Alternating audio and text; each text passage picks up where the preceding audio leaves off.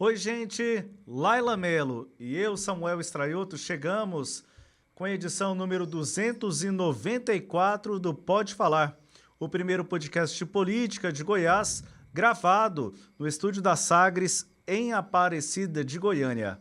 Oi, Laila, tudo jóia? Oi, Samuel, tudo jóia? E você? Tirando o calor, tudo jóia. Ah, calor. Tema constante dos goianos, né? Nossa. Nesse período aqui, tá difícil. Um sol para cada cabeça. Para mim, então, vale uns 3. E o programa de hoje, Samuel, que nós vamos falar de quê? Além desse calor? Além do calor, nós vamos falar sobre a mobilidade. Hoje continuamos a análise dos planos de governo e as promessas dos candidatos para melhorar o trânsito e transporte de Goiânia e Aparecida. Esses são os temas da edição do Pode Falar. E aqui no Pode Falar, nós estamos analisando os planos de governo, tanto dos prefeitáveis de Aparecida como os de Goiânia. A gente já falou aqui sobre educação, sobre saúde, sobre desigualdades sociais. E nessa edição de hoje, que é a quinta de 7, nós vamos falar sobre mobilidade. É isso mesmo. Mobilidade urbana. Vamos destacando aqui os pontos, candidato a candidato, começando na cidade de Goiânia, com a candidata Adriana Corse, do PT. Os 3 principais pontos que a candidata coloca, Laila: transporte coletivo, melhorar a gestão da rede metropolitana de transporte coletivo, a RMTC, com ampliação de viagens e corredores exclusivos. Trânsito e segurança viária, implementar o sistema seguro no trânsito e reduzir a velocidade nas vias centrais. E mobilidade ativa, expandir ciclovias e ciclofaixas e melhorar as calçadas com sinalização e acessibilidade. Eu quero começar aqui pelo segundo ponto, em que a candidata fala na redução de velocidade nas vias centrais. Atualmente, no passado houve a implementação, mas não há uma continuidade tão ostensiva quanto no passado, que é a Zona 40, que é a redução da velocidade em vias no centro de Goiânia para 40 km por hora. Suponho que é mais ou menos nesse sentido. E é uma efetividade disso, Samuel, quando a gente pensa em velocidade, em redução da velocidade, principalmente em algumas vias que, pelo contrário, a gente já em períodos em trechos que são de velocidade mais rápida, já existe um congestionamento. Se reduzir a velocidade, como é que isso funcionaria na prática? 2 questões a serem analisadas. Uma é que a cidade ela deve ser pensada para todos. Para o pedestre, para o ciclista, o motociclista, para o transporte coletivo, para todos. A cidade é um conjunto. O ir e vir é um direito de todos e todas, né? É constitucional, inclusive. E aí, quando se pensou, Laila, naquela implementação da Zona 40, foi pensando em redução de acidentes. Um dos cruzamentos mais perigosos era na Avenida Goiás com a Paranaíba, no centro de Goiânia. Muitos acidentes. Então, foi um dos motivadores. Aí, quando você me pergunta, bom, e a velocidade? Depende de outros fatores. E que hoje, em Goiânia, isso não existe de uma forma, eu diria, tão inteligente. Inteligente no sentido não da capacidade cognitiva das pessoas, mas é o sistema como um todo. Hoje, para se fazer uma modificação semafórica, a pessoa tem que subir até o local. E aí sobe até o semáforo para fazer a mudança na programação. Fisicamente, pega uma escadinha, coloca ali do lado do semáforo e vai lá e coloca, aperta, não sei, um mecanismo que vai fazer essa modificação. É esse o ponto. E assim, será que não dá para avançar nesse ponto? Então, por que eu estou citando isso? Porque com velocidade baixa, uma velocidade mais baixa, você precisa ter um sincronismo semafórico. E isso acontece em alguns locais.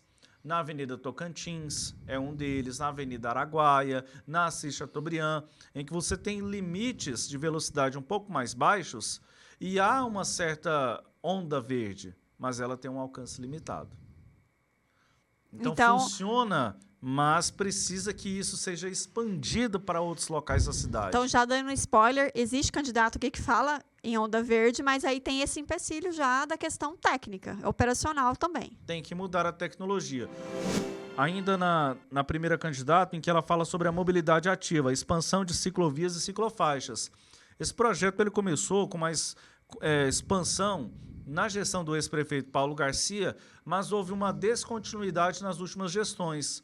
E quando se fala de deslocamento de bicicleta, os candidatos eles têm tratado, que eu tenho visto aí, apenas como uma opção de lazer e não como uma opção efetiva de transporte coletivo.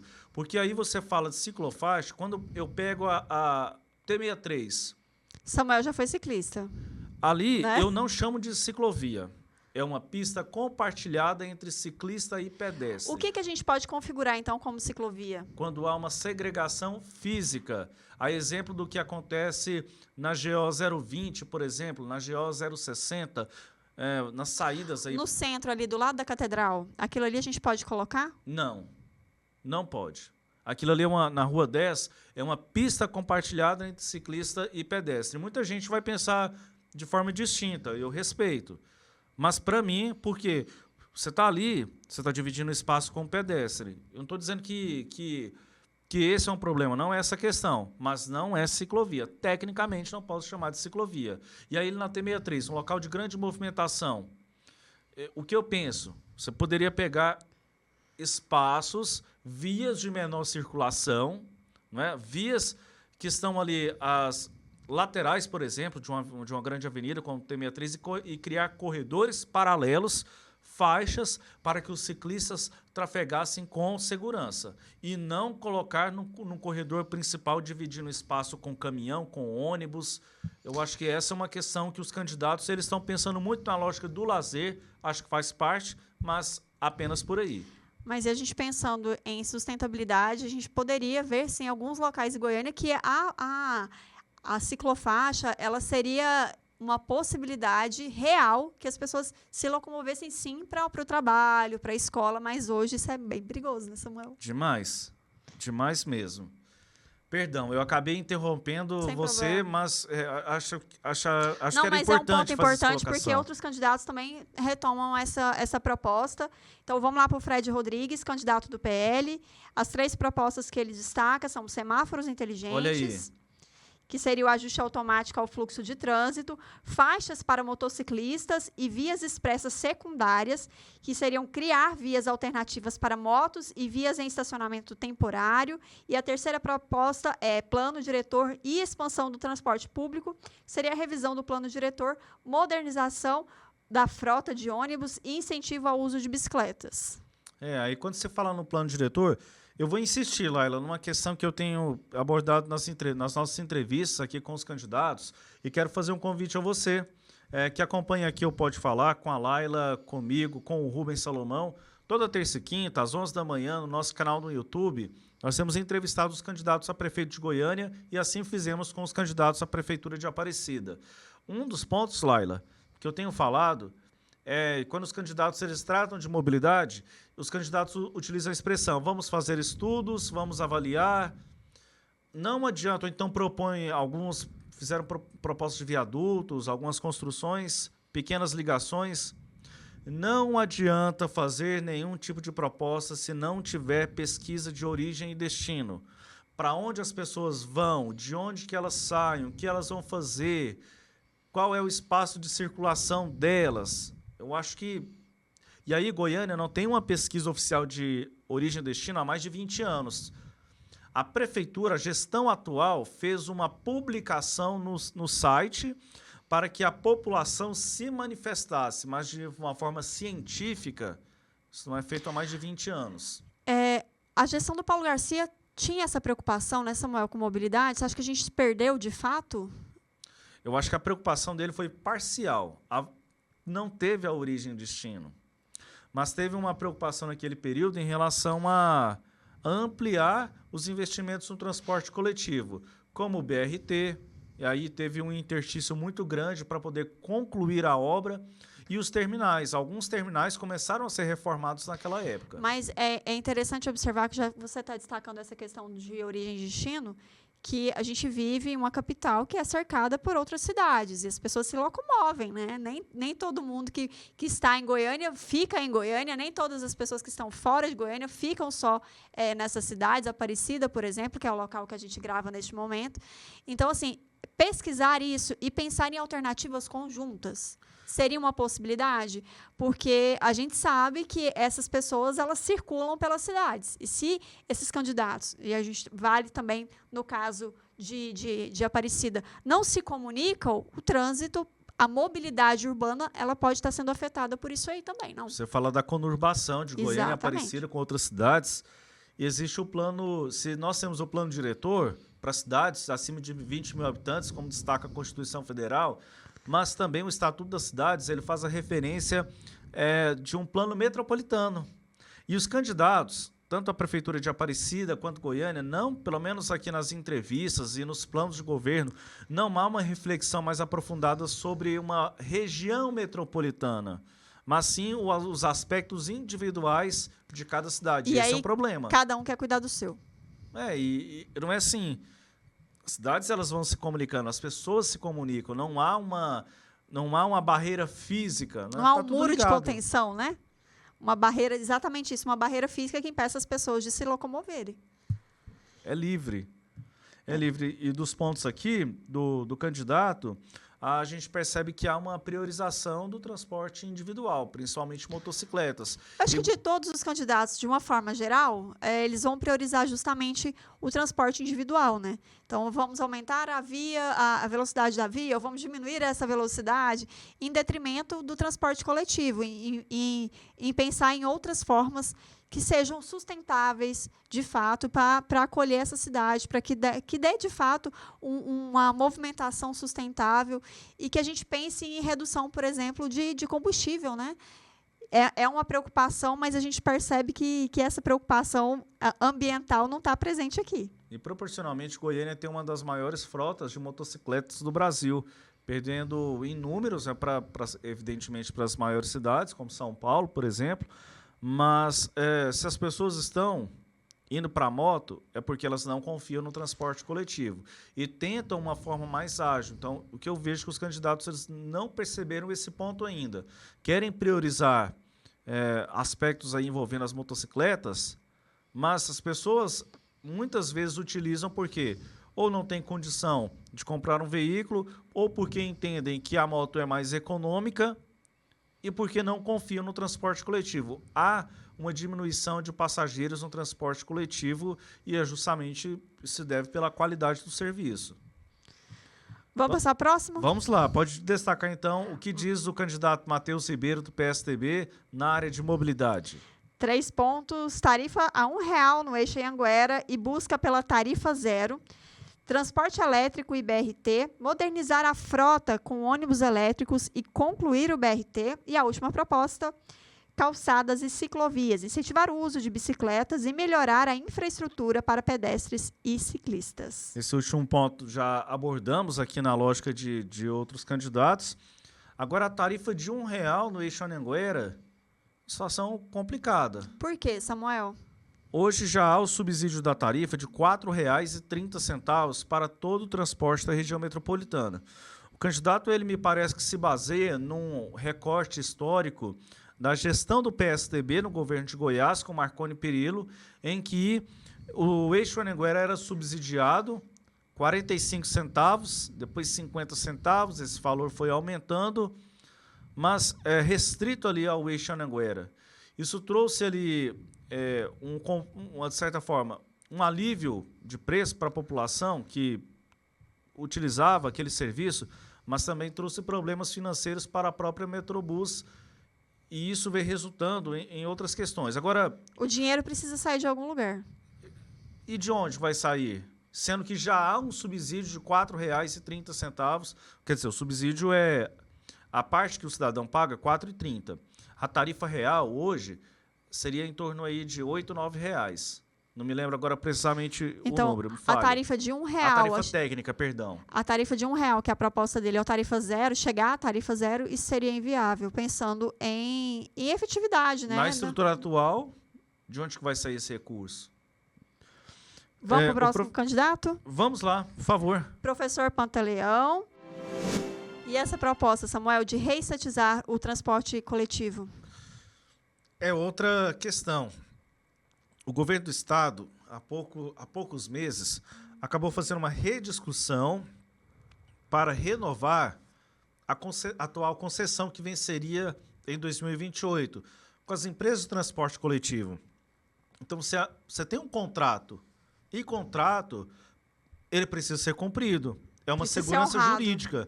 Se isso está certo, se o contrato foi bem feito ou mal feito, aí é outra história. Mas foi renovado, houve a renovação. E aí a segurança, eu prezo muito por isso, pela segurança jurídica do contrato. Porque senão, se a gente for mudar aqui os parâmetros, vamos reestatizar. Primeiro que a máquina pública vai ter um custo a mais. E aí, o governo, a prefeitura vai ter condição de manter os serviços básicos e gerir o transporte coletivo? Eu penso que não. Então, as coisas, eu penso que elas precisam estar muito associadas. Tanto a questão contratual, a renovação que ela foi recente, por conta dos investimentos que estão sendo feitos.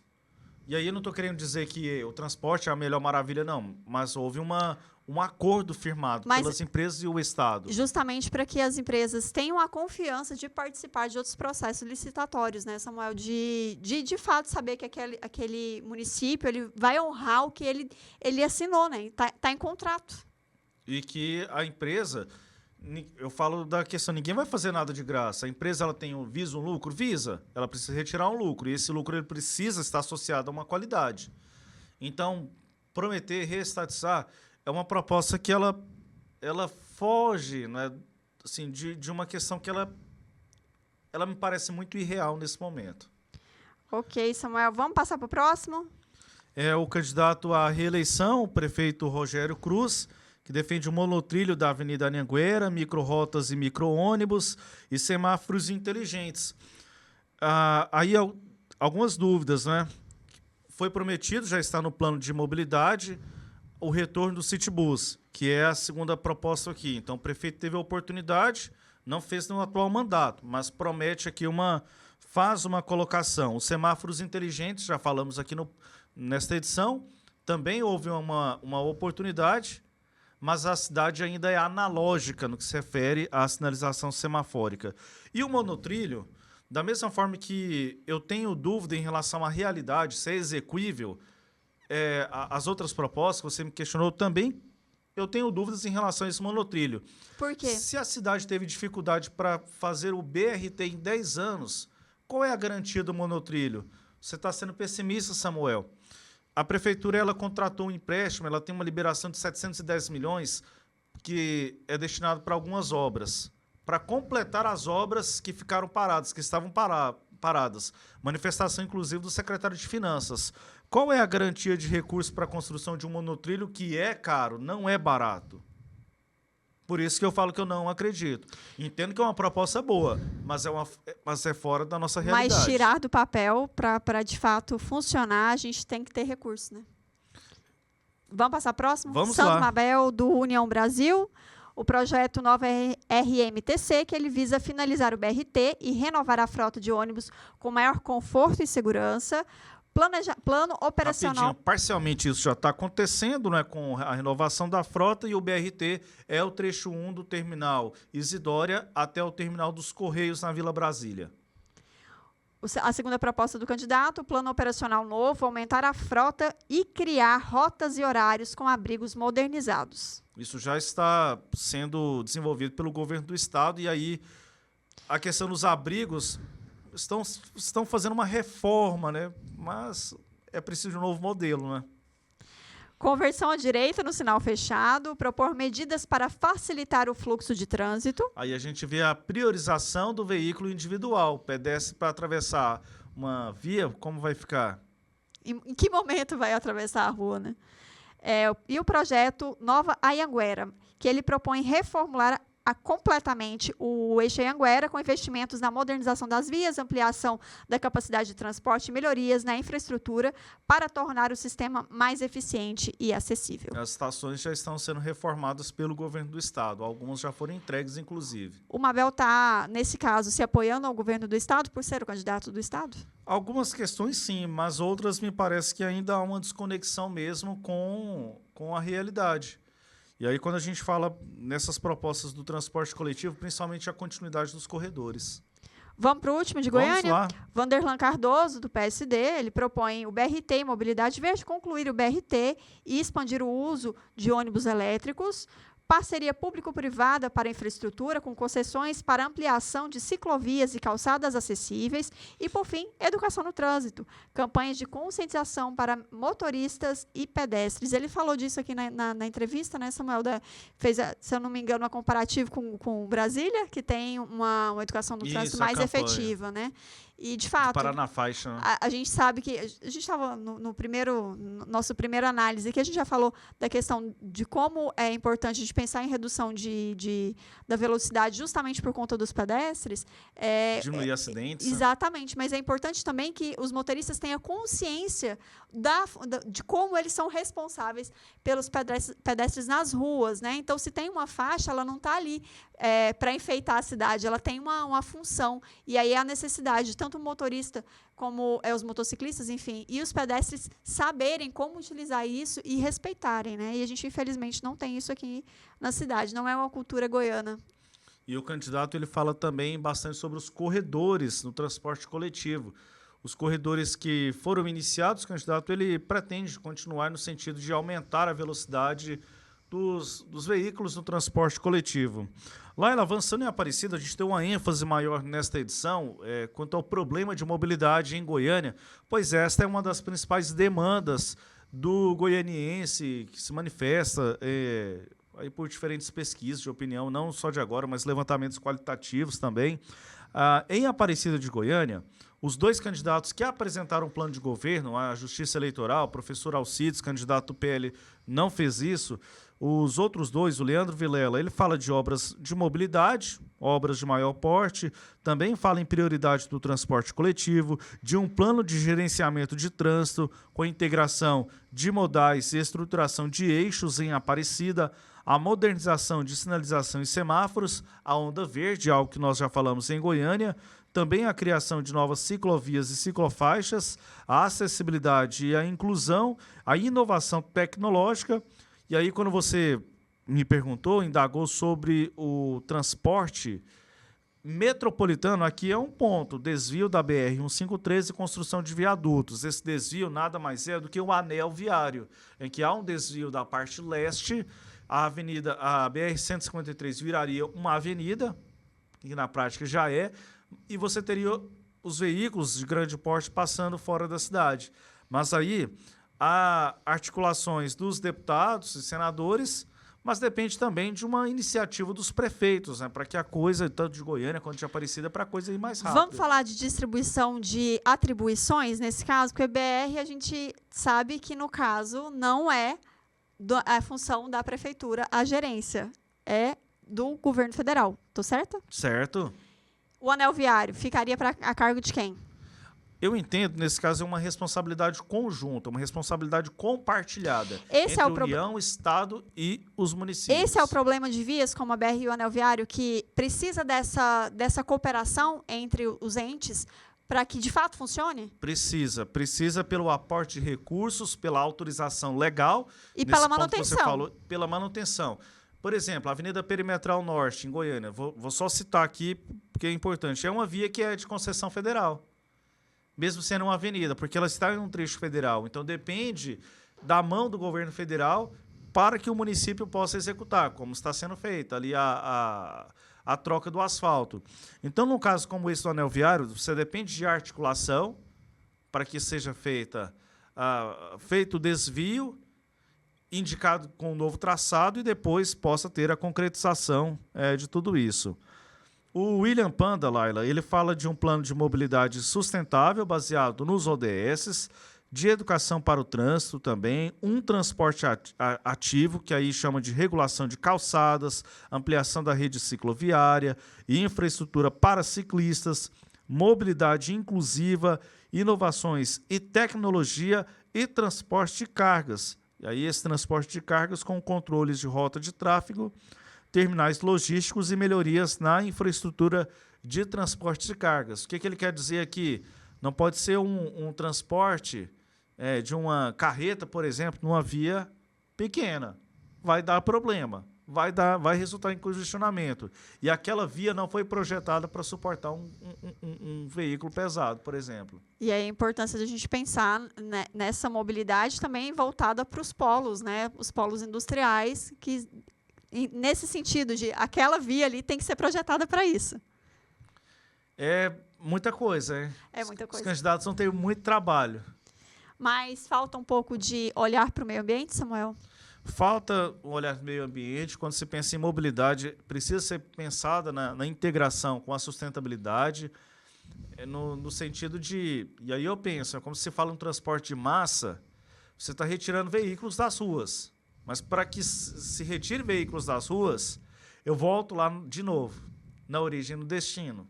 Saber de onde as pessoas estão indo, saber para onde que elas vão, para que se tenham trajetos mais adequados, que atendam às necessidades das pessoas, que as pessoas consigam se locomover com facilidade e com agilidade e que tenham a confiança de deixar o veículo em casa. Aí, dessa forma, indiretamente, há uma contribuição automática aí com a sustentabilidade. Então, vamos olhar direitinho para os candidatos que pensam em sustentabilidade, né, e fazem esse alinhar com as cidades de fato que sejam sustentáveis e que atendam às propostas da Agenda 2030, né, Samuel, nossa pauta aqui da casa. É isso mesmo. Vamos embora? Vamos embora. E faltam mais 2 edições? Isso, mais 2 edições em que estamos analisando os planos de governo. Vamos falar sobre desenvolvimento urbano. Vamos aprofundar pontos aqui que nós destacamos. Essa, inclusive, aqui é a nossa próxima edição, desenvolvimento urbano, e aí conectados com as cidades inteligentes, entre outros aspectos. Até a próxima edição, Laila. Até a próxima aí para você aí de casa também. A gente se vê. Tchau, tchau. Tchau, gente. A gente te espera na próxima edição aqui no Pode Falar.